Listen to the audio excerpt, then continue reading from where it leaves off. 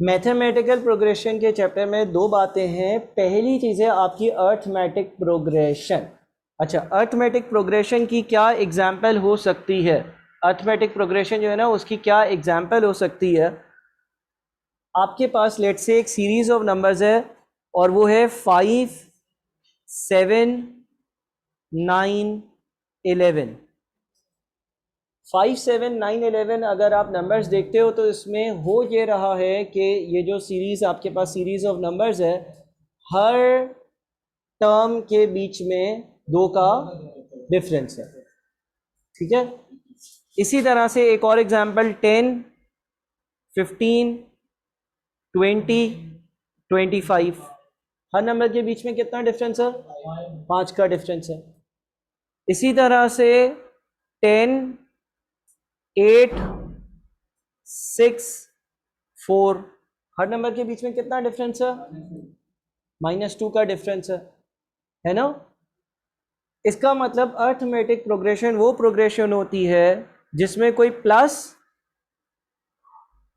या माइनस से एक प्रोग्रेशन बन रही हो। मिसाल के तौर पर पहले वाले एग्जाम्पल में पहले वाली टर्म में 2 ऐड किया, दूसरी टर्म, दूसरी वाली टर्म में 2 ऐड किया, तीसरी टर्म, दूसरी वाली एग्जाम्पल में पहली वाली टर्म में 5 ऐड किया, दूसरी टर्म 15 में वापस से 5 ऐड किया तो तीसरी टर्म, और तीसरी वाली एग्जाम्पल में 10 में से 2 माइनस किया 8, 8 में से 2 माइनस किया 6। इसको क्या कहते हैं? Arithmetic progression. ठीक है, अब अर्थमेटिक प्रोग्रेशन में जो है ना एक चीज कहलाती है common difference. Common difference, common difference कैसे आता है? कॉमन डिफरेंस कैलकुलेट करने का एक तरीका है second term minus first term. अगर आप सेकेंड टर्म में से फर्स्ट टर्म को माइनस कर दोगे तो कॉमन डिफरेंस आ जाएगा। फॉर एग्जांपल अगर मैं 7 में से 5 माइनस कर दूं तो 2 आ जाएगा, यानी कि कॉमन डिफरेंस आ जाएगा। इसी तरह से कॉमन डिफरेंस को कैलकुलेट करने का दूसरा तरीका ये भी हो सकता है कि मैं थर्ड टर्म में से माइनस कर दूं सेकेंड टर्म। थर्ड टर्म में से सेकेंड टर्म को माइनस करूंगा ना तो भी कॉमन डिफरेंस आ जाएगा। मिसाल के तौर पे मैं 9 में से 7 को माइनस करूं तो 2 आ जाता है, 2 आ जाता है। इसको आप कहते हो कॉमन डिफरेंस। कॉमन डिफरेंस जो है वो अर्थमेटिक प्रोग्रेशन में पाया जाता है, और अर्थमेटिक प्रोग्रेशन में हर टर्म के बीच में ये कॉमन डिफरेंस एग्जिस्ट करता है। यानी कि कॉमन डिफरेंस कैलकुलेट करने के लिए सेकंड में से फर्स्ट टर्म निकालो, या थर्ड में से सेकंड टर्म निकालो, या फोर्थ में से थर्ड टर्म माइनस कर दो, है ना। तो ये कॉमन डिफरेंस है। कॉमन डिफरेंस को जनरली आप लेटर डी से डिनोट करोगे। कॉमन डिफरेंस को जनरली आप लेटर डी से डिनोट कर रहे होगे। सही है। दूसरी चीज, हम लेट से पहली वाली एग्जांपल ले लेते हैं जो कि है 5, 7, 9 और 11। 5, 7, 9, 11, 5, 7, 9, 11, 5, 7, 9, 11। इस 5, 7, 9, 11 का कॉमन डिफरेंस क्या है? 2 है। किस लेटर से डिनोट होता है? डी से। और इसका ए जो है ना वो 5 है। ए क्या होता है? ए होती है आपकी फर्स्ट टर्म। ए जो है ना वो होती है आपकी पहली टर्म। ए जो होती है वो आपकी फर्स्ट टर्म होती है। पहली टर्म को लेटर ए से डिनोट करते हो तो आपकी फर्स्ट टर्म जो है वो 5 है, ए है वो, और जो कॉमन डिफरेंस है वो डी से डिनोट होता है, वो 2 है। ठीक है। अच्छा, ये 5 पहली टर्म है, 7 कौन सी टर्म है? दूसरी। 9 कौन सी टर्म है? तीसरी। 11 कौन सी टर्म है? चौथी। एक और चीज होती है जिसको हम कहते हैं टर्म वैल्यू। टर्म वैल्यू का फॉर्मूला होता है a plus n minus 1 into d. Term value calculate करने के लिए term value is equals to a plus n minus 1 d. मिसाल के तौर पर अगर इस एग्जाम्पल के हिसाब से चलें तो हमारी जो चौथी टर्म थी वो क्या थी? 11 थी। हमारा a 5 था और d कितना था? 2 था। अगर इस फॉर्मूले से टर्म वैल्यू n की अगर वैल्यू ढूंढनी हो, तो टर्म वैल्यू ढूंढने के लिए अगर लेट से कोई बोले कि यार 5, 7, 9 की चौथी टर्म क्या होगी, यानी कि जो 11 है, तो आप टर्म वैल्यू 4 कैलकुलेट करने के लिए एक ही जगह लिखोगे 5। आपको अगर चौथी टर्म ढूंढनी है तो n की जगह लिखोगे 4, तो 4 - 1 और d आपका 2 है। सॉल्व करो, क्या आता है? 11। तो ये वाला फॉर्मूला आप कब यूज करोगे? जब कोई स्पेसिफिक किसी भी टर्म की वैल्यू कैलकुलेट करनी हो। टर्म वैल्यू कैलकुलेट करने के लिए a + n - 1 d वाला फॉर्मूला यूज होगा। इसमें n जो टर्म आपको ढूंढनी है उसका नंबर, पहली, दूसरी, तीसरी, चौथी, d कॉमन डिफरेंस, और a जो होगा वो आपका पहली टर्म के बराबर होगा। अगर मेरे पास ये एक अर्थमेटिक प्रोग्रेशन हो और सवाल मुझे चौथी टर्म पूछ रहा हो, तो a 5 है, d जो है वो 2 है और n जो है वो 4 है, इसको सॉल्व करा तो हमारे पास 11 आ रहा है। ये चौथी टर्म की वैल्यू है। सही है? अच्छा जी, दूसरी चीज़, अगर इसी एग्जाम्पल को देखें तो मुझे ये बताओ कि ये जो 5, 7, 9 और 11 है, इसका सम कितना है? सम यानी कि एडिशन ना। सम कितना है? सम है आपका 20 और 32। सम जो है ना वो कितना है? 32। सम का क्या मतलब होता है? एडिशन। अर्थमेटिक प्रोग्रेशन के केस में अगर आपको एडिशन कैलकुलेट करना हो तो एडिशन का एक फॉर्मूला है, sum is equals to n/2 bracket में 2a plus n - 1 into D. Arithmetic progression के केस में अगर आपको सम कैलकुलेट करना हो तो n/2 मल्टीप्लाइड बाय ब्रैकेट में 2a plus n - 1 D. n/2 का क्या मतलब है? कितनी टर्म्स हैं? 4 है ना, तो 4/2 मल्टीप्लाइड बाय 2 इंटू ए यानी कि पहली टर्म जो कि कितनी है? 5 प्लस n - 1 यानी कि 4 - 1 इंटू डी यानी कि कॉमन डिफरेंस यानी कि 2। सॉल्व करो। 4 - 1 3, 3 इंटू 2 6, 6 और 2 इंटू 5 10, ठीक है ना? 16 मल्टीप्लाइड बाय 4/2 32। तो ये आपका फॉर्मूला किस चीज का होगा? सम कैलकुलेट करने के लिए।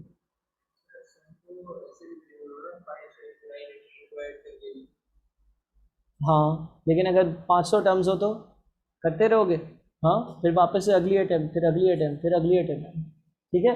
अगर मुझे सम कैलकुलेट करना होगा तो n/2 मल्टीप्लाइड बाई ब्रैकेट में 2a प्लस n - 1 d, इसमें जितनी भी टर्म्स होंगी एक ही फॉर्मूले से ये सम निकल आएगा। और फिर सम कैलकुलेट करने का एक और तरीका जो है, सम कैलकुलेट करने का एक और जो तरीका है वो है sum is equal to n/2 a plus l। l क्या होता है? Last term. तो यहां पर आपके पास 4 टर्म्स का अगर सम ढूंढना है तो 4/2 a यानी कि पहली टर्म विच इज 5, l यानी कि last term which is 11। Solve करो, 32। तो यह आपके पास किस चीज का दूसरा फॉर्मूला हो गया? सम का। यानी कि टोटल कितनी बातें हैं अभी जो हमने पढ़ी? एक तो common difference, second minus first term या थर्ड माइनस सेकंड टर्म। दूसरी चीज किसी भी टर्म की value, term value n is equal to a plus n - 1 d। तीसरी चीज सम की value, sum is equal to n/2 multiplied by 2a plus n - 1 d। चौथी चीज सम की वैल्यू एक और formula n/2 multiplied by a plus n। ये आधा चैप्टर हो गया। दो चीजें थी ना, एक क्या? अर्थमेटिक प्रोग्रेशन, दूसरी क्या? मैथमेटिकल प्रोग्रेशन, ठीक है। ये अर्थमेटिक प्रोग्रेशन है, पढ़ लिया, खत्म हो गया, समझ आ गया, आ गया ना? आसान है, ठीक है। अब क्या करना है? Geometric progression. फिर क्या होगा? चैप्टर खत्म हो जाएगा, ठीक है। इसमें कोई मसला? पूरे 1 मिनट दे देता हूं तुम लोगों को, चलो। तुम लोगों ने आधा चैप्टर खत्म कर लिया यार, आधा चैप्टर हो गया, अब आ रहे हो तुम लोग, जल्दी बैठो। ठीक है, ये आपका अर्थमेटिक प्रोग्रेशन है। अर्थमेटिक प्रोग्रेशन में आपको 4 चीजें पता होनी चाहिए। कॉमन डिफरेंस, टर्म की वैल्यू कैसे निकालनी है, सम कैसे कैलकुलेट करना है, और सम में 2 तरीके हैं, एक है n/2 multiplied by 2a plus n minus 1d, और दूसरा है n/2 multiplied by a plus n। बस खत्म, और कुछ नहीं है, फिनिश।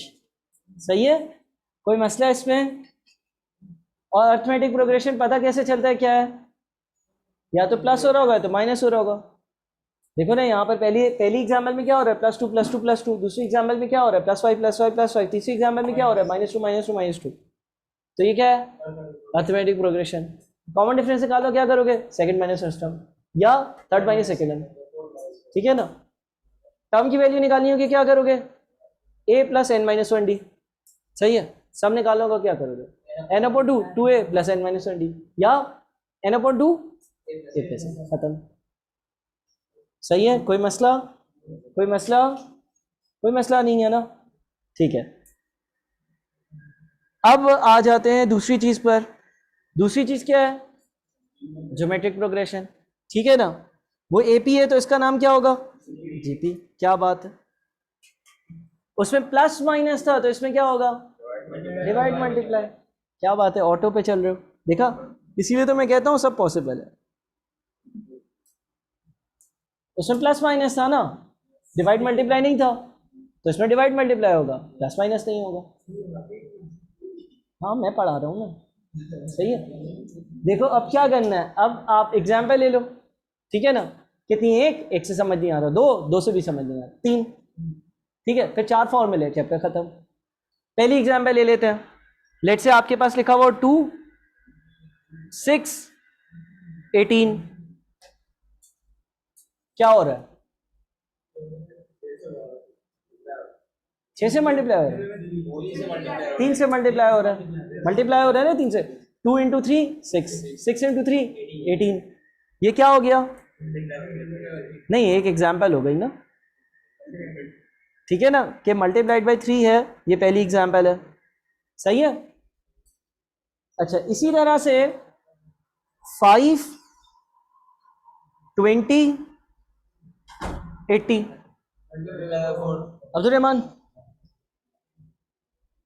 5 20 80 क्या हो रहा है, 4 से मल्टीप्लाई हो रहा है। ठीक है, कोई मसला नहीं। तीसरी एग्जाम्पल 80 20 5। हम ये भी कह सकते हैं कि 4 से डिवाइड हो रहा है, हम ये भी कह सकते हैं कि मल्टीप्लाई हो रहा है, किससे, 0.25 से ना, 1/4 है ना। अगर मैं 80 को 0.25 से मल्टीप्लाई करूंगा तो 20 आ जाएगा, 20 को 0.25 से मल्टीप्लाई करूंगा 5 आ जाएगा। तो यहां पर मल्टीप्लाई और डिवाइड होता है, प्लस माइनस नहीं होता। यहां पर प्लस माइनस होता है, मल्टीप्लाई डिवाइड नहीं होता। ये तीनों किस चीज की एग्जाम्पल है, ज्योमेट्रिक प्रोग्रेशन। मैथमेटिकल प्रोग्रेशन में 2 चीजें हैं, अर्थमेटिक प्रोग्रेशन आधा चैप्टर हो गया, ज्योमेट्रिक प्रोग्रेशन दूसरा आधा चैप्टर, उसका थोड़ा सा हो गया। ठीक है, अब क्या बच गया, 30% चैप्टर बच गया, 70% कर लिया। अब क्या करना है आपने, आपके पास उसमें क्या था, कॉमन डिफरेंस। इसमें कॉमन डिफरेंस तो नहीं होगा, डिफरेंस तो फर्क हो गया, कॉमन रेशियो। क्या बात है, देखो ऑटो पे चल रहे हो, कॉमन रेशियो होगा। अच्छा, कॉमन डिफरेंस कैसे आता था, सेकंड माइनस फर्स्ट टर्म या थर्ड माइनस सेकंड टर्म। यहां पर डिवाइड हो जाएगा, यानी कि second term divided by first term. मिसाल के तौर पर 6 डिवाइडेड बाय 2 3 आ गया, यही कॉमन रेशियो था, बिल्कुल। या third term divided by second term, इससे भी कॉमन रेशियो आ जाएगा। मिसाल के तौर पर 18 डिवाइडेड बाय 6 3 आ गया। ठीक है, वहां पर टर्म की वैल्यू पढ़ी थी, यहां पे भी पढ़ लेते हैं। Term value n is equals to a r power n minus 1। और एग्जाम्पल ये ले लेते हैं 2 6 18। ए क्या होगा, 2, ए क्या होता है पहली टर्म है ना, आर क्या होता है कॉमन रेशियो। अब फॉर एग्जाम्पल ये 18 मुझे इस फॉर्मूले से ढूंढना है, तो तीसरी टर्म है ना, तो term value 3 is equals to A R power n minus 1। देखो r यहां पर 3 है और इत्तेफाक से हम ढूंढ भी तीसरी ही टर्म की वैल्यू ढूंढ रहे हैं। n जो है ना, n की जगह 3 इसलिए लिखा है क्योंकि तीसरी टर्म की वैल्यू ढूंढनी थी, r की जगह 3 इसलिए लिखा है क्योंकि कॉमन रेशियो 3 था और a जो है वो 2 था। तो अब अगर 3 की पावर 3 माइनस 1 है, 3 माइनस 1 2 होता है, 3 की पावर 2, 3 इंटू 3 9, 9 इंटू 2 इज 18। इसमें कोई मसला? कभी भी टर्म की वैल्यू ढूंढनी होगी ज्योमेट्रिक प्रोग्रेशन में तो term value n is equal to A R power n minus 1। सही है। अब क्या होगा, सम है ना, अगर हम मैन्युअली इसको ऐड करते हैं 2 6 18 कितना होता है, 2 और 6 8, 8 और 18 26 है ना। तो जिस तरह से आपके पास अरिथमेटिक प्रोग्रेशन में सम के 2 फॉर्मूले थे, यहां कितने होंगे 2, ठीक है। वो दोनों फॉर्मूले अब पढ़ लेते हैं। देखो पहला फॉर्मूला होगा आपके पास sum is equals to a bracket में आएगा r power n minus 1 divided by r minus 1, ठीक है। ए क्या होता है फर्स्ट टर्म, हमारे एग्जाम्पल के हिसाब से पहली टर्म कितनी है 2। r क्या होता है हमारे एग्जाम्पल के हिसाब से कितना है 3। हमें कितनी टर्म्स का सम चाहिए 3, माइनस 1 अपॉन 3 माइनस 1, करो सॉल्व। देखो 26 ही आएगा, चेक कर लो।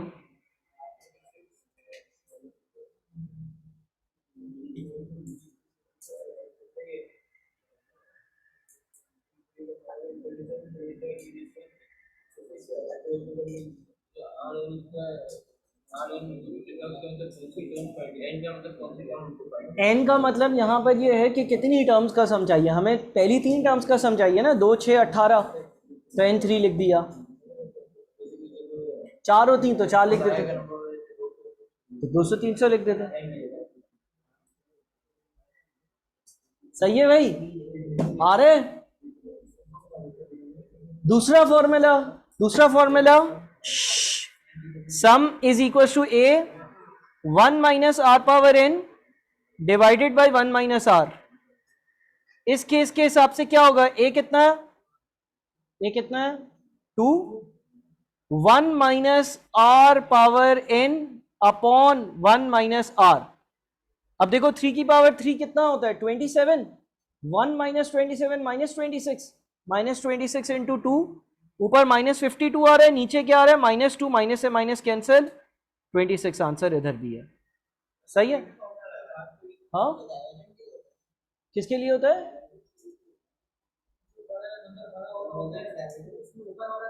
नहीं ऐसा कुछ भी नहीं है, नहीं ये सब वहम है, दोनों फॉर्मूले सेम है। डिफरेंस क्या है, नीचे वाले फॉर्मूले से -1 कॉमन लो ब्रैकेट में से, नीचे भी -1 कॉमन लो, ऊपर वाला फॉर्मूला नीचे वाला फॉर्मूला, फर्क क्या है, नहीं ऐसा कुछ नहीं है, गलत पढ़ा तुमने। क्या है इसमें, दोनों फॉर्मूले सेम तो है। अभी मैं प्रूफ, हाँ तो ऐसा कुछ नहीं होता है, दोनों फॉर्मूले कहीं पे भी लगा सकते हो, दोनों फॉर्मूले कहीं पे भी लगा सकते हो, दोनों फॉर्मूले।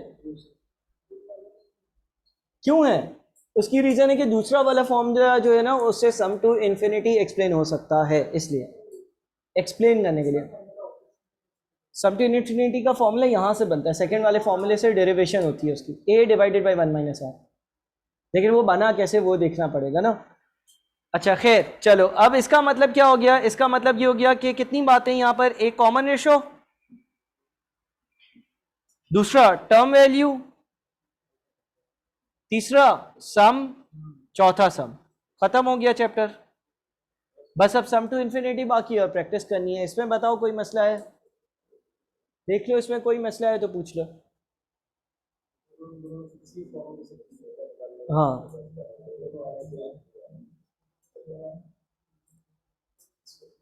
हाँ भाई, इसको जल्दी कॉपी कर लो। हाँ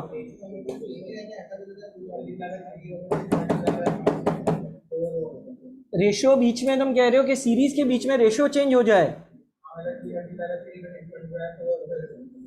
ऐसा हो सकता है, ऐसा हो सकता है, लेकिन वो फिर उस सिनेरियो को देखना होगा, उस केस को देखना होगा कि क्यों हो रहा है, और उस हिसाब से उसको आंसर करना पड़ेगा। फिर एक प्रोग्रेशन नहीं होगी, दो होंगी, एक से ज़्यादा प्रोग्रेशन होंगी। सही है भाई। अब बता दो इसमें कोई मसला है? और जो लोग लेट आए थे या लिखने में स्लो हो तो एटलीस्ट पिक्चर ले लो ताकि मैं स्क्रॉल डाउन करूं तो तुम लोगों के पास ये सारी चीज़ें हों।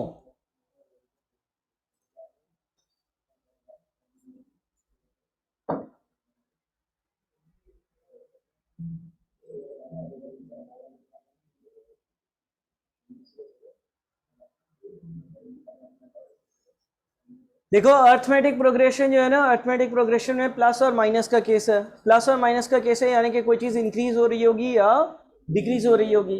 ज्योमेट्रिक प्रोग्रेशन में मल्टीप्लाई डिवाइड का केस है, यानी कि कोई चीज़ जो है वो वापस से मल्टीप्लाई या डिवाइड के हिसाब से इंक्रीज डिक्रीज या चेंज हो रही होगी।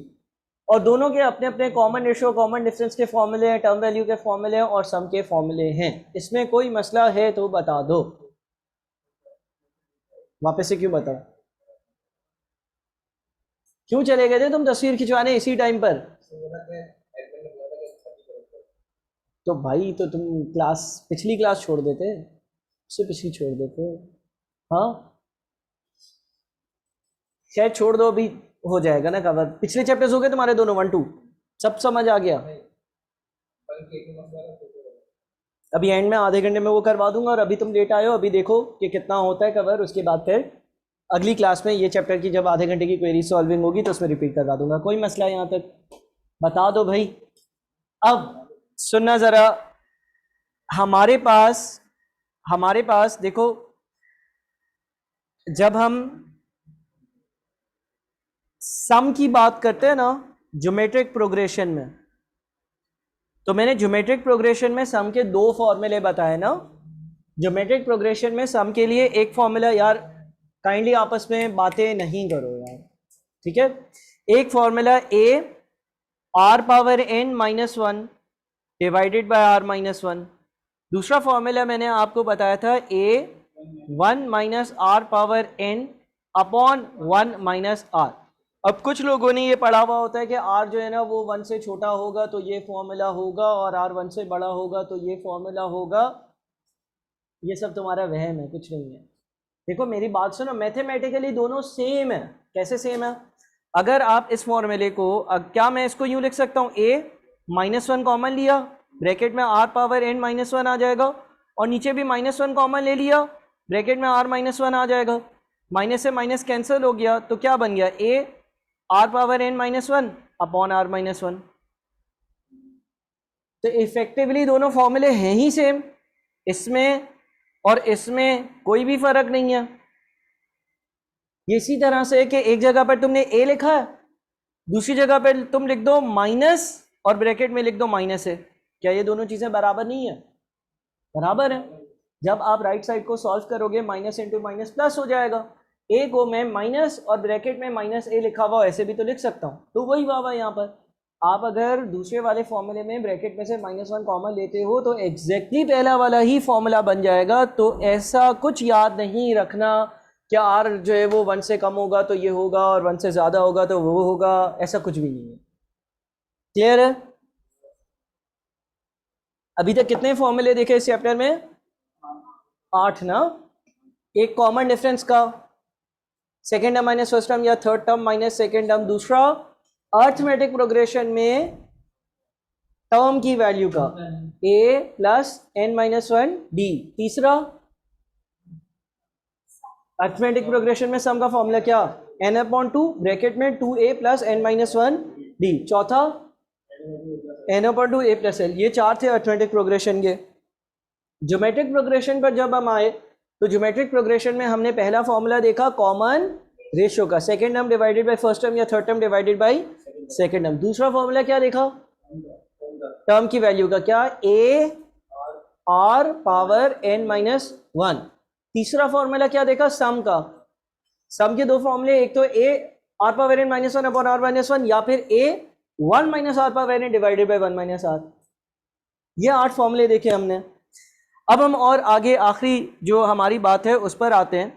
देखो मिसाल के तौर पर मैं तुम्हें ये बोलूं कि तुम्हारे बैंक अकाउंट में, तुम आज बैंक गए, तुमने बैंक में 5 रुपये जमा करवाए, कल 10 रुपये जमा करवाए, फिर तुम 20 रुपये जमा करवा रहे हो, फिर तुम 40 रुपये जमा करवा रहे हो, फिर तुम 80 रुपये जमा करवाओगे, फिर तुम 160 रुपये जमा करवाओगे, और ऐसा तुम करते ही चले जाओगे। कब तक? कयामत तक। ठीक है।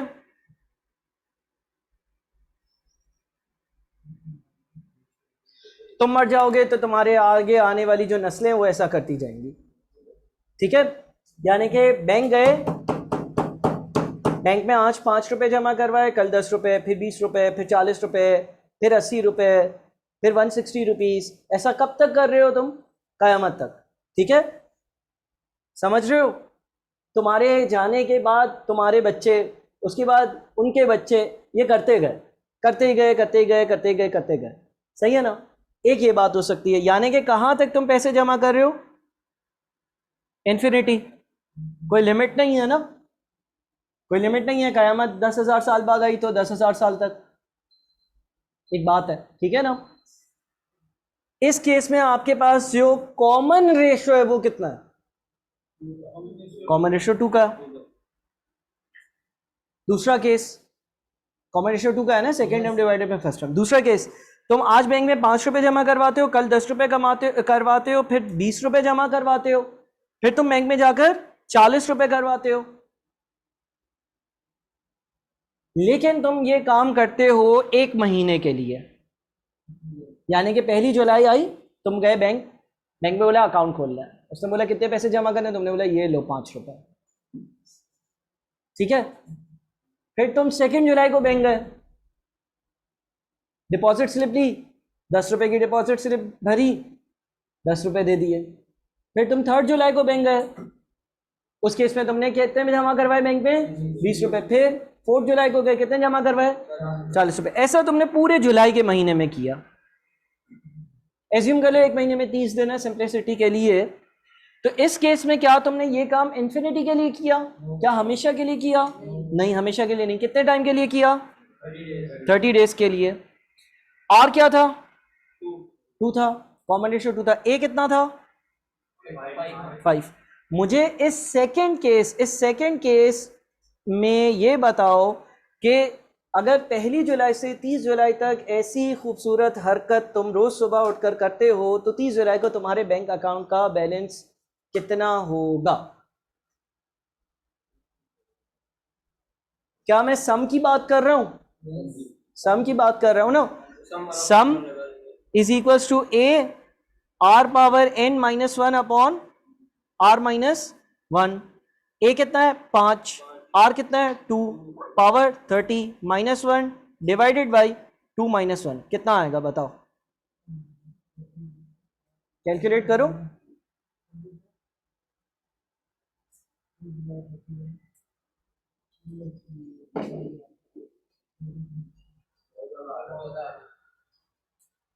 थोड़ी तो बता दो। 5 3 6 8 7 0 9 1 1 5। और कुछ है आगे? एक्सपोनेंटल में बताओ क्या है? एक्सपोनेंट इसके बाद है? सही है, चलो एग्जैक्ट तो यही होगा ना। इसके आगे तो कुछ नहीं लिखा ना, अगर हम एग्जैक्ट में बताएं।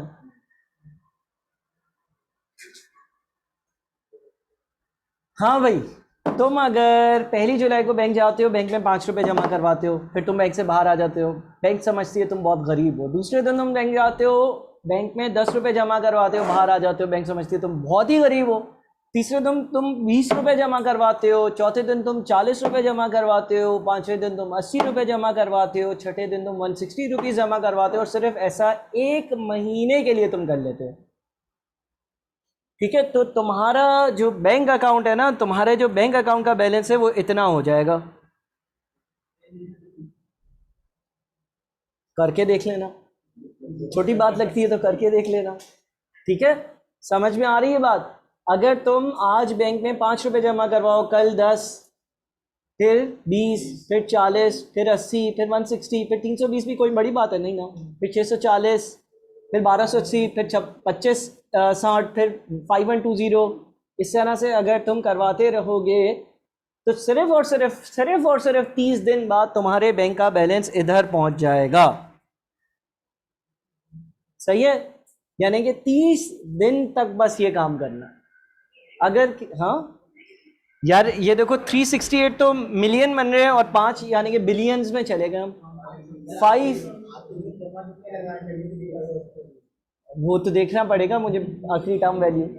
अच्छा अगर अगर सही है ना, सिंपल सी बात है ना, जिसको मैथ्स नहीं आती हो, जो समझता हो वो अमीर है, उसको बोल जा 5 रुपए जमा करवा, आजकल 10 रुपए करवा, छोटी बात लग रही है ना, करवा 1 महीने तक, इतना बैलेंस हो जाएगा, इतना बैलेंस हो जाएगा।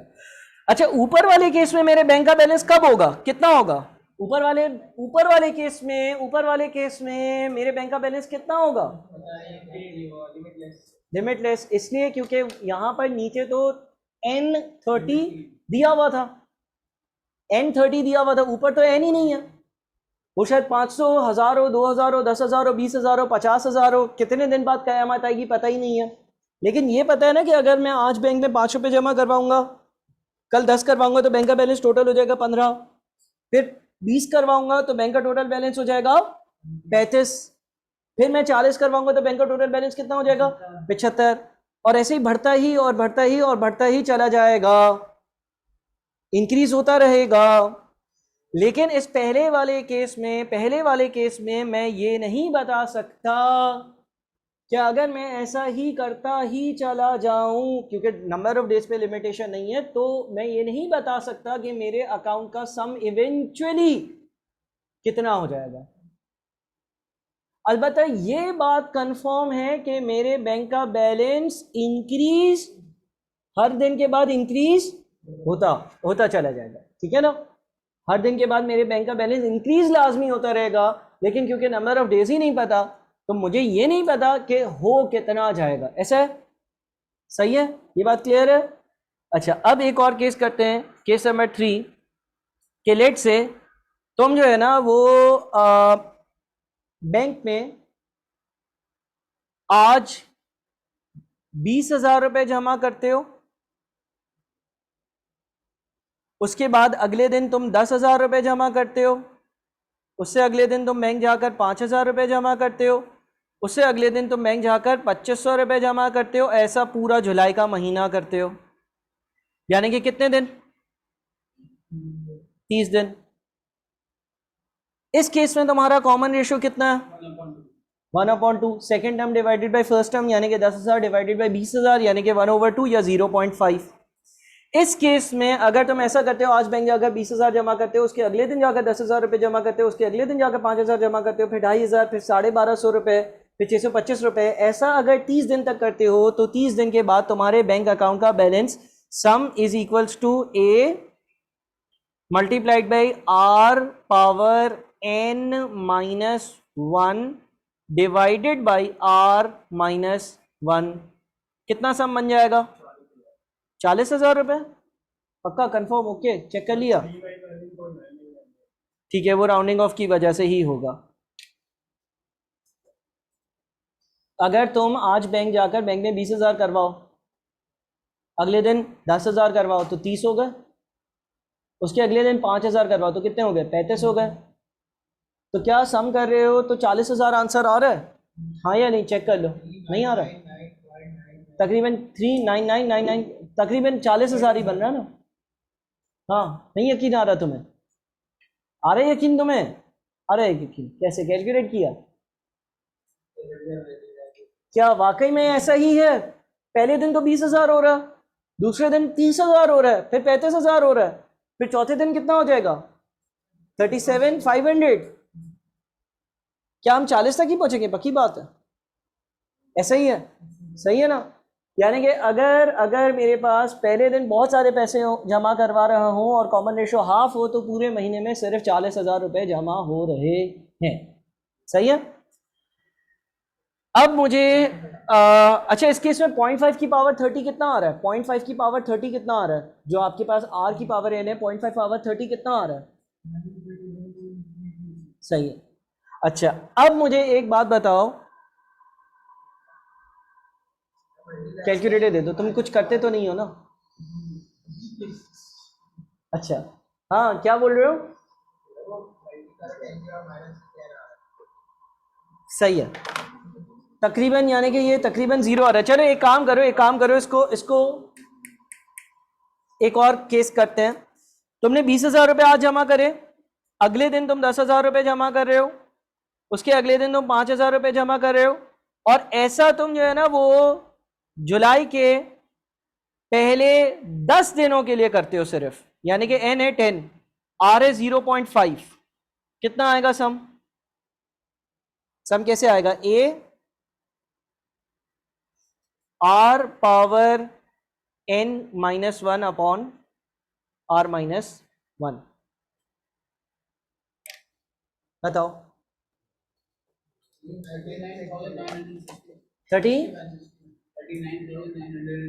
39,961, तो 61.9, 60.9 सही है। अच्छा, अगर तुम ऐसा ही करते हो कि आज 20,000 रुपये जमा करवाओ, फिर आप 10,000 रुपये जमा करवाओ, फिर आप 5,000 रुपये जमा करवाओ, और ऐसा जो है ना वो जुलाई के सिर्फ और सिर्फ पहले 5 दिन के लिए करो, यानी कि n 5 हो और r वही 0.5 है, तो कितना आता है?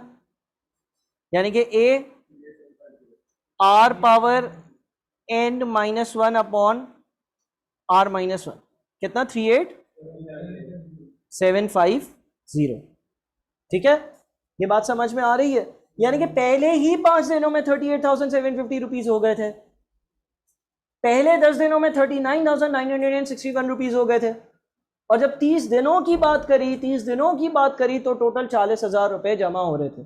अच्छा, अगर ऐसा ही काम, अब जरा गौर से सुनना, अगर मैं तुमसे ये बोलूं कि तुम आज बैंक में 20,000 रुपए जमा करते हो, दूसरे दिन 10,000 रुपए, फिर 5,000 रुपए, और ऐसा तुम करते हो कयामत तक, नहीं पता लगेगा?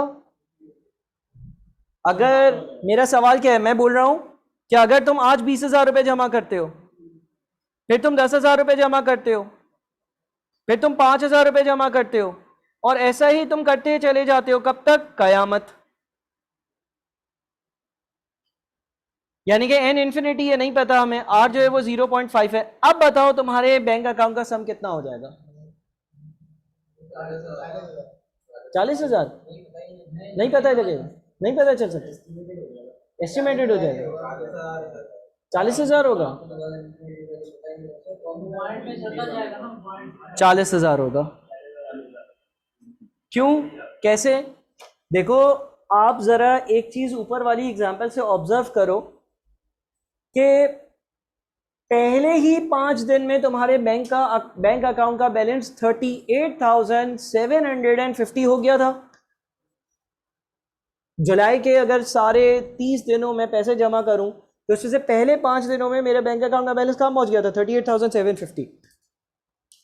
उसके बाद क्या हुआ कि अगर 10 दिन का हिसाब किताब किया तो 39,961 पर पहुंच रहा, जब 30 दिन का हिसाब किया तो 40,000 पर पहुंच रहा। देखो, जब आपके पास r लेस देन 1 होता है तो आपको लग रहा होता है आप बैंक में पैसे जमा करवा रहे हो, लेकिन हो नहीं रहे होते। इसका क्या मतलब? देखो, 40,000 होगा, फिर 10,000 होगा, फिर 5,000 होगा, फिर 2,500 होगा, फिर 1,250 होगा, फिर 625 होगा, फिर उसका आधा, फिर उसका आधा, फिर उसका आधा, फिर उसका आधा। कुछ टाइम बाद, कुछ दिनों बाद तुम बैंक जाओगे और बैंक को बोलोगे 0.0000000000001 रुपीज जमा कर दो, तो वो पैसे आधे आधे आधे आधे आधे आधे आधे होते रहेंगे ना। तो आपके पास जो आगे वाली टर्म्स होंगी वो बहुत ही माइन्यूट सी, बहुत ही कम अमाउंट रह जाएगी। ऊपर वाले केस में, इस पहले केस में ऐसा नहीं था। पहले केस में मैं सम क्यों नहीं बता सकता? क्योंकि r ग्रेटर देन 1 था, यानी कि अगली वाली वैल्यू पिछले से कम थी। अगर आज 5 रुपए करवा रहा हूं तो अगले दिन 10 रुपए करवा रहा हूं, फिर 20 रुपए जमा करवा रहा हूं, फिर 40 रुपए जमा करवा रहा हूं। उस केस में आप जब जमा करवाने जाते थे तो जो वैल्यू होती थी वो क्योंकि पिछले दिनों से ज्यादा और ज्यादा और ज्यादा और ज्यादा हो रही थी तो बैंक में पैसे जमा हो रहे थे। लेकिन जब आपका r लेस देन 1 होता है, वो क्या करता है कि आपकी अगले डिपॉजिटेड अमाउंट्स को बहुत कम कर लेता है। इसको समझने का एक और तरीका सुनो जरा गौर से। देखो सम के कितने फॉर्मूले बताए मैंने, एक बताया a are power n minus one divided by r minus one, और दूसरा a one minus r power n divided by one minus r, और मैंने ये प्रूव कर दिया कि दोनों सेम फॉर्मूले। मुझे एक बात बताओ, आर अगर 0.5 हो इसका क्या मतलब है, यानी कि कॉमन रेशियो 0.5 है, यानी कि अगर पहली टर्म 20,000 है दूसरी टर्म कितनी होगी 10,000, अगर पहली टर्म 10 है तो दूसरी कितनी होगी 5। लेट से एन हो 500, ऐसे 500 दिन, तो मुझे बताओ आर पावर एन कितना बनेगा, 0.5 पावर 500 कितना बनता है, 0 बनता है, मान रहे 0। देखो अगर आर लेस देन 1 हो और n एक ह्यूज नंबर हो, 400 500 1000 10,000, तो r पावर n कितना बन जाएगा 0। तो मुझे एक बात बताओ, ये सम का फॉर्मूला हमने पढ़ा है ना अभी, अगर r 0.5 हो और n 500 हो तो r पावर n कितना हो जाता है 0। यानी कि क्या मैं ये कह सकता हूं ये फॉर्मूला हो जाता है 1 माइनस 0 अपॉन 1 माइनस आर। अगर n ह्यूज हो और r लेस देन 1 हो तो r पावर n 0 बन जाता है। तो अगर r पावर n 0 बन जाता है तो सम का फॉर्मूला इफेक्टिवली बन जाना चाहिए a divided by 1 minus r, हाँ या नहीं। इससे क्योंकि अगर r पावर n 0 है तो 1 माइनस 0 भी 1 बचेगा, 1 इंटू ए बचेगा, नीचे 1 माइनस आर आ रहा है।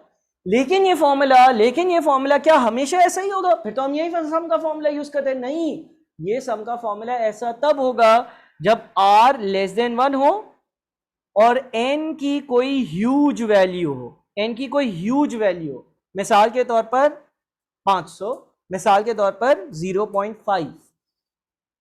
जब लेट से अब मैं अपना आखिरी सवाल करता हूं, मैं तुम्हें ये बोलूं कि तुम एक बैंक में आज जाते हो, उस बैंक में तुम 20,000 रुपए जमा करते हो, अगले दिन तुम उस बैंक में 10,000 रुपए जमा करते हो, उससे अगले दिन तुम बैंक में 5,000 रुपए जमा करते हो, उसके अगले दिन तुम बैंक में जाकर 2,500 रुपए जमा करते हो, और ऐसा तुम करते ही चले जाते हो।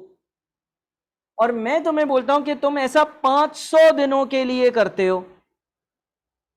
एक साल में अगर 360 डेज होते हैं तो तकरीबन 1.5 साल के लिए तुम ऐसा करते हो कि पहले दिन 20,000 रुपए, फिर 10,000 रुपए, फिर 5,000 रुपए, फिर 2,500 रुपए, फिर 1,250 रुपए बैंक में जमा करवाते हो। और मैं तुमसे पूछूं कि 500 दिन बाद तुम्हारे बैंक का बैलेंस कितना हो जाएगा, तो अगर आप नॉर्मल फॉर्मूले से यूज करते हो तो भी निकल जाएगा, लेकिन नॉर्मल फॉर्मूला मतलब ये वाला फॉर्मूला ना, ए कितना होगा 20,000, 1 minus r power n upon 1 minus r, ऐसा ही है ना, कितना आएगा 40,000 आएगा। क्यों? क्योंकि 0.5 की पावर 500 कितना होगा 0, 1 माइनस 0 कितना होगा 0, तो मल्टीप्लाइड बाय 20,000 डिवाइडेड बाय नीचे 0.5 है 40,000। अच्छा अगर तुम 500 के बजाय 500 और 1 दिन के लिए 501 दिन के लिए पैसे जमा करवा रहे होते तो क्या आंसर चेंज होता? नहीं होता। चेक कर लो, पढ़ोगे 0.5 की पावर 501 भी 0 होगा, 0.5 की पावर 500 भी 0 होगा, 0.5 की पावर 502 भी 0 होगा, 0.5 की पावर 500 एक बहुत ही माइनर या 0 वैल्यू आ रही होगी। जब वो 0 आ रही होगी तो तुम 501 दिन बैंक जा रहे होगे पैसे जमा करवाने, लेकिन वो हो नहीं रहे होंगे जमा, इससे क्योंकि वैल्यू ही 0.0000000000001 होगी। ठीक है, मल्टीप्लाइड बाय 10 की पावर -100 ना, यानी कि वो 100 जीरोज हैं, उसके बाद वो 100 रुपए के भी कितने हिस्से कर दिए। सही है, इस कॉन्सेप्ट को हम कहते हैं सम टू इन्फिनिटी। ये फॉर्मूला जो होता है ना, ये सम टू इन्फिनिटी का फॉर्मूला होता है। लेकिन सम टू इन्फिनिटी का फॉर्मूला अप्लाई कब होता है? सम टू इन्फिनिटी का मतलब ये है कि आपके सवाल में n नहीं दिया हुआ हो यानी कि सवाल बोले कि आप जो है वो बैंक में जाकर हमेशा के लिए कयामत तक पैसे जमा कर रहे हो, लेकिन आर लेस देन 1 हो, क्योंकि आर अगर ग्रेटर देन 1 होगा तो क्या होगा, हर अगले दिन के पैसे जो जमा करवा रहे होगे वो ज्यादा होगा और सम तो फिर बढ़ता ही जाएगा। लेकिन आर जब 0.5 होगा तो हर अगली टर्म जो है वो पिछले से आधी होगी, मिसाल है यहाँ पर, और 400-500 दिन बाद आर पावर एन 0 हो जाएगा, तो ये फॉर्मूला ऑटोमेटिकली एडजस्ट हो जाएगा।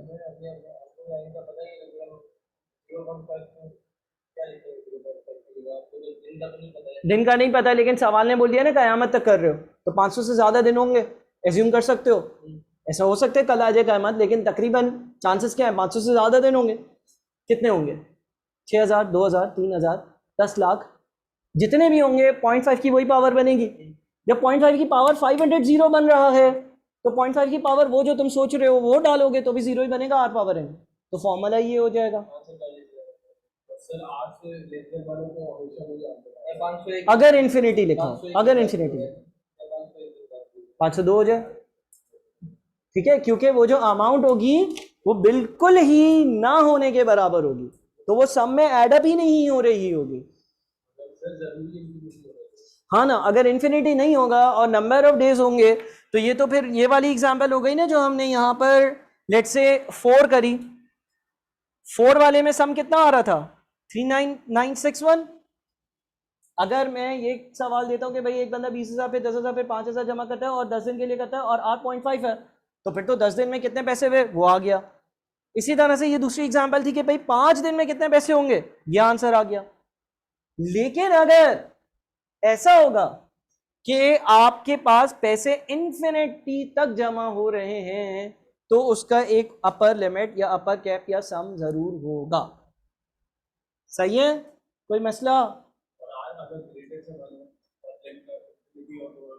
तो फिर तो हाँ, अगर आर ग्रेटर देन 1 हो, अगर आर ग्रेटर देन 1 हो, यानी कि हर पिछली टर्म अगली टर्म से ज्यादा हो, और ऐसा कोई बंदा कयामत तक करता जाता है, ठीक है ना, तो उस केस में तो आपके पास अब सम बता ही नहीं सकते, क्योंकि पहले दिन अगर 50 है, फिर 5 है, फिर 10 है, फिर 20 है, फिर 40 है, तो वो तो बैंक बैलेंस इंक्रीज होता ही जाएगा। ये तो कॉमन नजर भी आ रहा है। आप इसको चेक भी कर सकते हो, अगर आप 2 की कोई पावर रखते हो, 2 की पावर 500 रखते हो, तो वो जीरो नहीं बनेगी, और क्योंकि 2 की पावर 500 जीरो नहीं बनेगी, तो फिर उसका सम भी कुछ ना कुछ आ रहा होगा। नहीं, आपको सवाल बोल देगा सम टू इन्फिनिटी कैलकुलेट करो, या मैं हमेशा के लिए कोई काम कर रहा हूं। जब वो बोल देगा हमेशा के लिए, तो उसका मतलब ये है कि 500 से ज्यादा ही होगी, लेकिन कितनी होगी ये नहीं पता, आप a divided by 1 minus r ही लगा दोगे। हाँ, टर्म लगाने की जरूरत ही नहीं है ना, तुम्हें पता है ना कि भाई 500 पर ही ये जीरो हो जाता है। जब 500 पर ही आर पावर एन जीरो हो जाता है, तो फॉर्मूला ये ही बन जाता है ना, तुम ये फॉर्मूला लगा देना ना direct, a divided by 1 minus r, है ना। अब चीजों को अगर कंक्लूड करें, तो हमने अर्थमेटिक प्रोग्रेशन और ज्योमेट्रिक प्रोग्रेशन दो चीजें पढ़ी। अर्थमेटिक प्रोग्रेशन में कॉमन डिफरेंस था, जो कि second term minus first term से आ सकता था, या फिर वो third term minus second term से आ सकता था। ज्योमेट्रिक प्रोग्रेशन में कॉमन रेशियो था, जो कि second term divided by first term से आ सकता था, या फिर third term divided by second term से आ सकता था। सही है ना। और हमने अर्थमेटिक प्रोग्रेशन में टर्म वैल्यू एन ढूंढने का तरीका क्या ढूंढा, a plus n minus 1 into d. और ज्योमेट्रिक प्रोग्रेशन में टर्म की वैल्यू ढूंढने का तरीका क्या ढूंढा, a are power n minus 1। और अर्थमेटिक प्रोग्रेशन में सम के लिए एक फॉर्मूला हमने ढूंढा, n over 2 a plus n minus 1 into d. दूसरा फॉर्मूला क्या था, sum is equals to n upon 2 a plus l, जहां पे एल लास्ट टर्म थी। ज्योमेट्रिक प्रोग्रेशन में सम के लिए एक फॉर्मूला आपने लिखा, a are power n minus 1 upon r minus 1, और दूसरा फॉर्मूला आपने सम का देखा था, a 1 minus r power n upon 1 minus r. और फिर इसमें आपके पास सम टू इन्फिनिटी का formula a divided by 1 minus r था, लेकिन ये तब अप्लाई होगा जब आर जो है वो लेस देन 1 हो और एन जो है वो इन्फिनिटी हो। सही।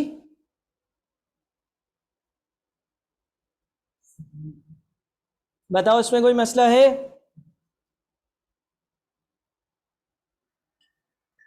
जल्दी जल्दी बताओ। हाँ भाई, तुम्हें कुछ समझ आया अब? थोड़ा थोड़ा आया? कोई मसला? कोई मसला नहीं है की बात है।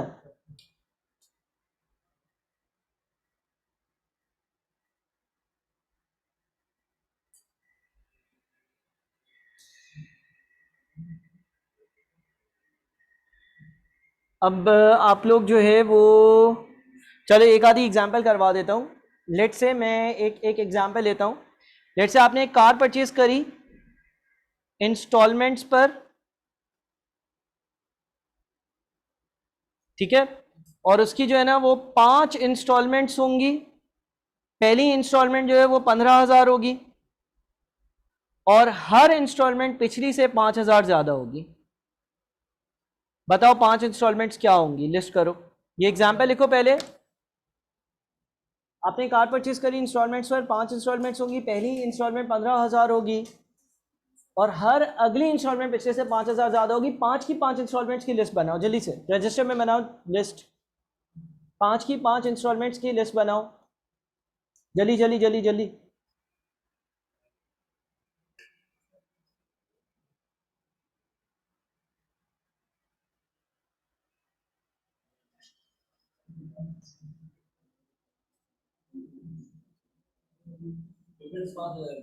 डिफरेंस, कॉमन डिफरेंस 5,000 है। कॉमन डिफरेंस 5,000 है। 15, फिर 20, फिर 25।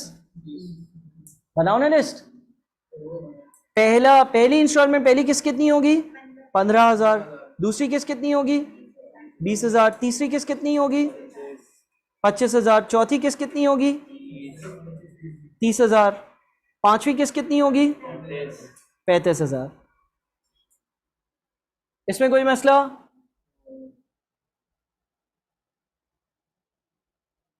सही है। अच्छा, अगर इन सारी इंस्टॉलमेंट्स का मैन्युअली सम करें, ऐसे ही ऐड करें, 15,000, 20,000, 25,000, 30,000, 35,000, टोटल सम कितना होता है? 1,25,000। अगर हम सम कैलकुलेट करते हैं मैन्युअली तो 1,25,000 आ रहा है। सही है।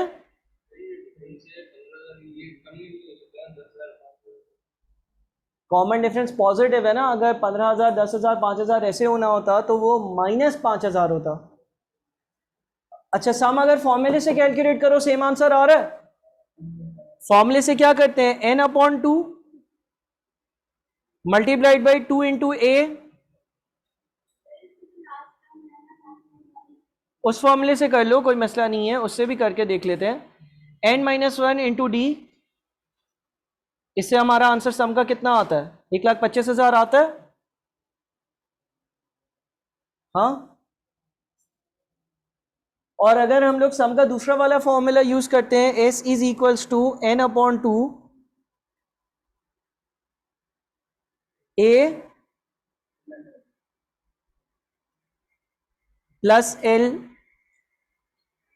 तो इससे भी सेम आंसर आता है।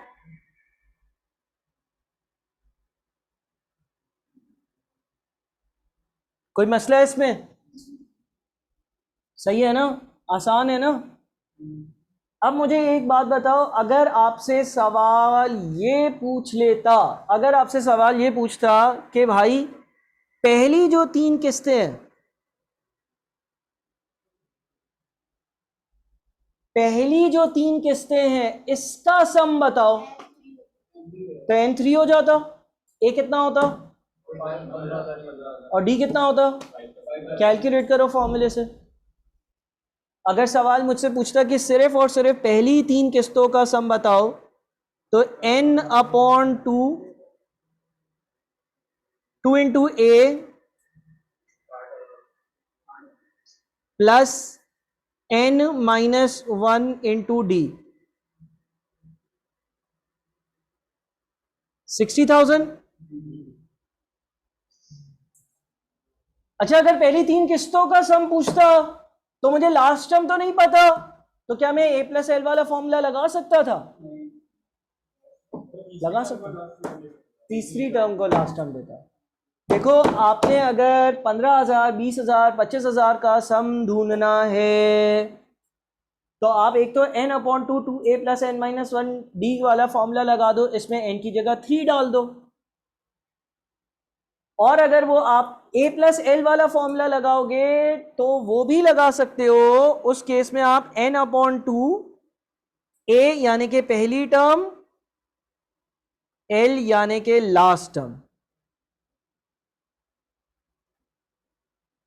इस तरह से भी 60,000 कैलकुलेट कर सकते हो।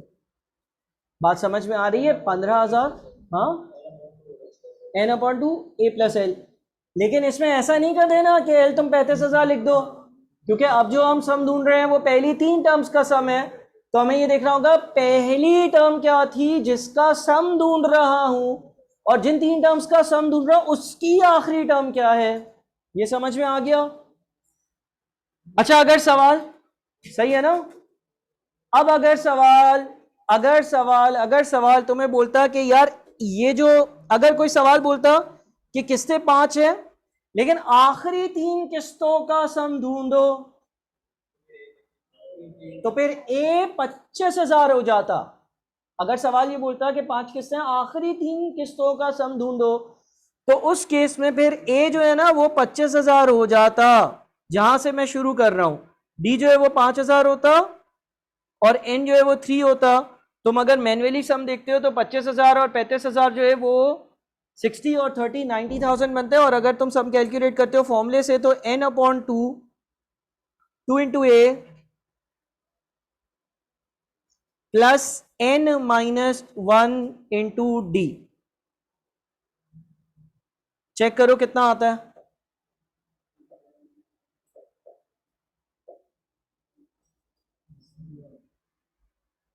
हाँ, कितना आ रहा है? 90,000 आ रहा है। 90 और 60,000 मिलाकर 1,25,000 क्यों नहीं बन रहे? वैल्यू का चेंज की, वही तो है। टोटल पांचों टर्म का सम 1,25,000 आ रहा था ना, तो यहाँ पे 60 और 90 1.5 लाख बन रहा है। 1.5 लाख ही होते हैं? पहले भी 1.5 लाख हो रहे थे? कितने हो रहे थे? हाँ, क्यों? हाँ भाई, पूरी दुनिया बोल रही है, बता। देख बात सुन, 5 टर्म का सम कितना है? 1,25,000। पहली 3 का 60 है, दूसरी 3 का 90 है। 90 60 कितना होता है? 150। और होना कितना चाहिए? क्या बात है, क्यों?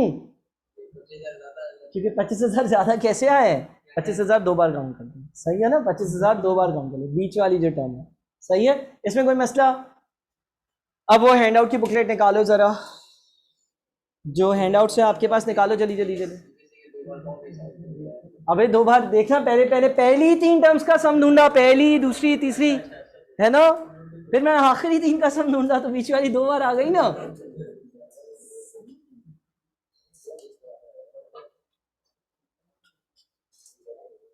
अच्छा, इसमें आप लोगों के पास जो है ना वो तीसरा चौथा पेज होगा जिसके टॉप पर मैथमेटिकल प्रोग्रेशंस लिखा हुआ आ रहा होगा।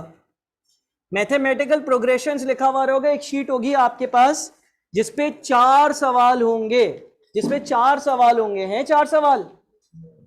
मैथमेटिकल प्रोग्रेशंस लिखा हुआ है और 4 सवाल होंगे, हैं 4 सवाल, सही है। इसमें से एक काम करते हैं, क्वेश्चन नंबर 1 मैथमेटिकल प्रोग्रेशंस लिखा हुआ होगा टॉप पर मैथमेटिकल प्रोग्रेशंस लिखा हुआ होगा। क्या नाम है तुम्हारा?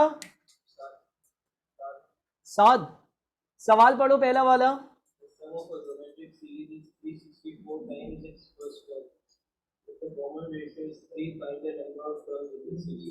देखो सबसे पहली बात, पहले सवाल में ज्योमेट्रिक प्रोग्रेशन की बात हो रही है, ठीक है ना? और मुझे सम दिया हुआ है। सम किसके बराबर है? 364 टाइम्स इट्स फर्स्ट टर्म।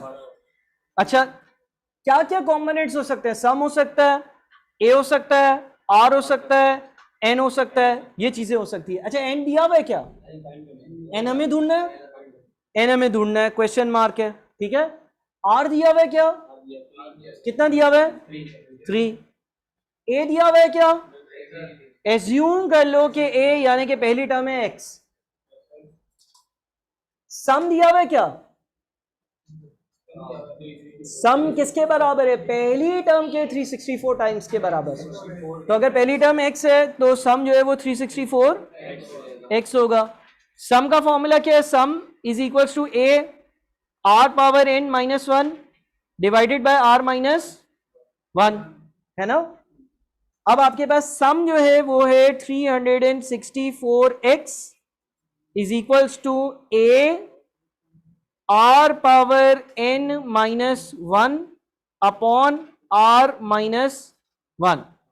अच्छा, नीचे r माइनस 1 यानी कि 3 माइनस 1 2 हो जाएगा, 2 मल्टीप्लाई होगा 764 से, तो क्या बन जाएगा? 728x is equals to x 3 power n minus 1, x x cancel हो जाएगा, तो 728 जो है वो किसके बराबर हो जाएगा? 3 पावर n माइनस 1 के।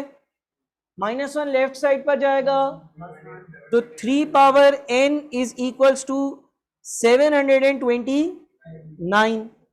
अब यहां तक जब आप पहुंच जाओगे, तो आप इसको नंबर 1 कैलकुलेटर पर सॉल्व कर सकते हो। कैलकुलेटर पर इक्वेशन सॉल्व करना आता है सबको? कैलकुलेटर पर ऐसे ही नॉर्मली एक इक्वेशन पुट इन करते हैं और उसको सॉल्व करते हैं, आता है? ये 991 ES प्लस है, ये तो इतना तो देख लिया अगर 82 नहीं, ये रखो सिल्वर वाला कैलकुलेटर, ये देना जरा, पास करना। देखो मेरी बात सुनो, आप लोग जो है ना एग्जाम्स में ये 991 ES प्लस कैलकुलेटर लेकर जाना, वो तो अलाउड नहीं है, सही है ना। क्लास वाइज अलाउड नहीं है, एडमिसेबल कैलकुलेटर्स की लिस्ट ले लेना।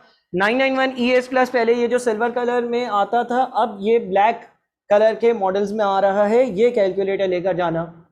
इस पर आपके पास इक्वेशन सॉल्व करने का तरीका होता है। तरीका क्या होता है? क्या आपके पास जो है ना, आपने जिस तरह से ये 3 power n is equal to 729 है ना, आपने 3 लिखा, फिर आपने x की पावर, ब्रैकेट होता है ना जिसमें आप x की पावर डालते हो, वो वाली की प्रेस करी, ठीक है ना। लिख लो अपने पास, पहले 3 लिखना, उसके बाद आपने x की जो पावर है, क्योंकि मुझे पावर में n डालना है तो मैंने वो वाली की प्रेस करी।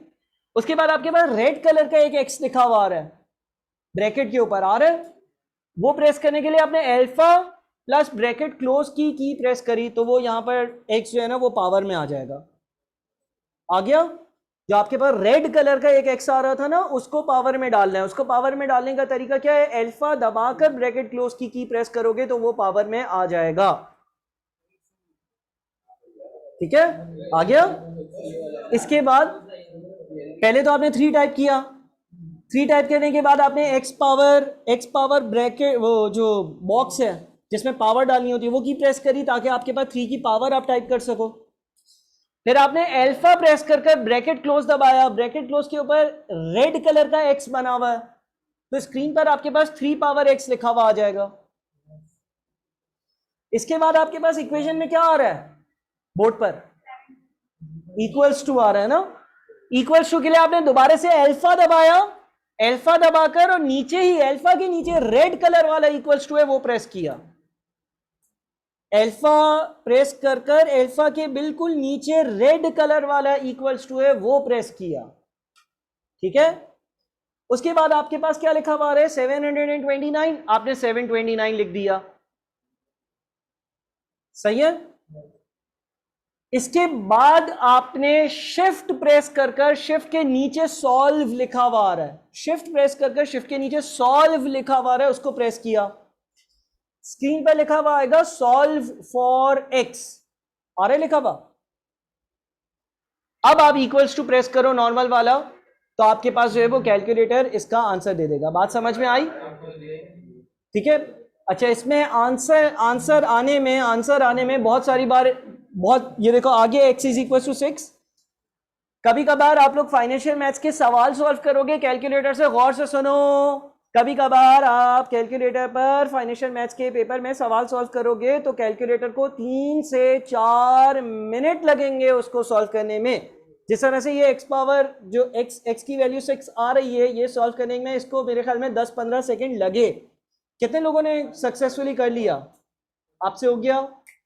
बाकी लोग अभी जो वॉइस रिकॉर्ड हुई है ना, इसको सुनते हुए जो है ना आप एक बार ट्राई कर लेना, ठीक है। अच्छा सुनो,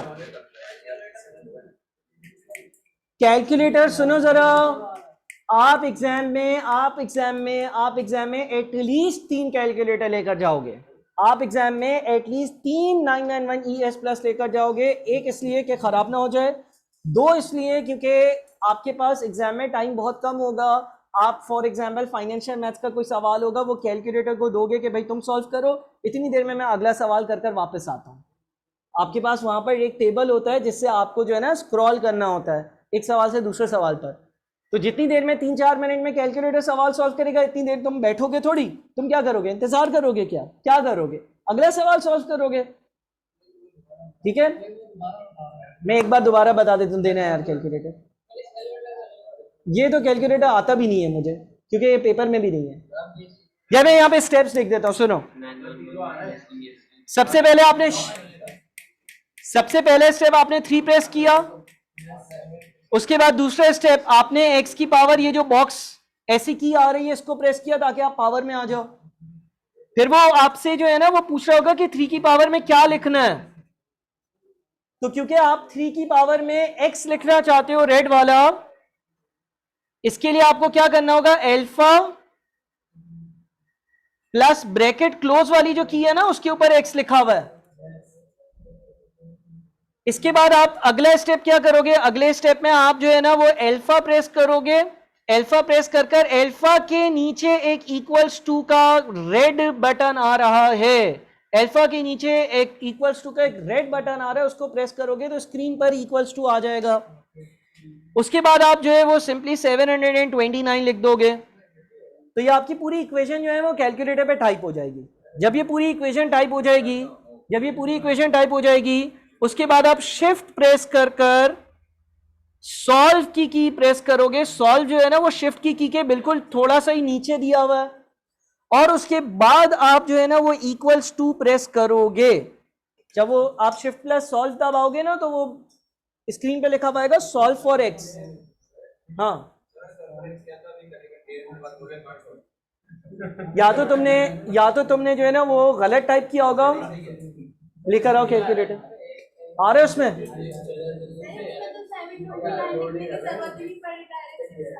वो पिछला वाला आंसर दे रहा है, अभी मैंने इसमें सॉल्व किया था ना। अच्छा सुनो, एक बात याद रखो भाइयों, जब आप शिफ्ट प्लस सॉल्व दबाओगे ना, तो सॉल्व फॉर एक्स लिखा हुआ आएगा या पिछला वाला आंसर लिखा हुआ आएगा। बात समझ में आ रही है? ये नहीं समझना वो तुम्हारा आंसर है, तुमने इक्वल टू दबाना है। तुमने इससे पहले जो सवाल सॉल्व किया होगा उसका आंसर सामने लिखा हुआ आ रहा होगा। अब जिस तरह इसके कैलकुलेटर में मैंने पहले सॉल्व किया, तो इसने दोबारा किया, पूरा प्रोसीजर अप्लाई नहीं किया, उसने खुद ही 6 दे दिया पहले। वो पिछला, क्योंकि मैंने अभी सॉल्व किया था वो आंसर। ठीक है, 2-3-4 मिनट लग जाते हैं इसको। तुम्हारे पास ये वो वाला क्लासेस है ना, ये अलाउड ही नहीं है ना, पेपर में ही नहीं है अलाउड। सही है।